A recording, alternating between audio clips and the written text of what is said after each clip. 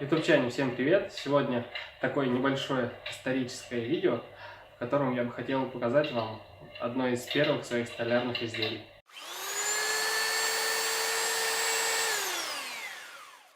Изделие это вот такой портал для электрического камина. На его изготовление у меня ушло около, наверное, 5 часов. Покрашен он, скажем так, не очень, вернее, очень некачественно. Резьбу вот эту я резал не сам, но это тоже такая полуфабрикат, можно сказать, не вышкуренная, не вышлифованная. Так, выключу я звук. Так вот, из инструментов для изготовления такого портала мне понадобился лобзик, циркулярка, фрезер, шуруповерт и приспособление крэк. Я пользовался им.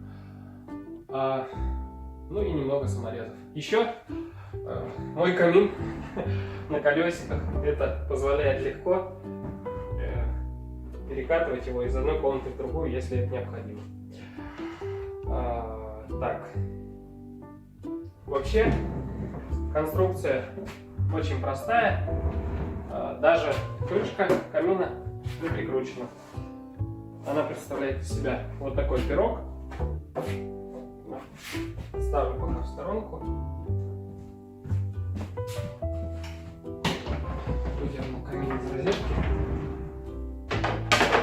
А вот что представляет из себя камин изнутри. Просто лист фанеры, небольшая тут балка для усиления и 4 колесика. Также внизу декоративный кантик, чтобы скрыть колеса. Ну и вообще кажется, что камин стоит на полу, а не на колесах. Сделал вот такие канилюры, или как они там правильно называются.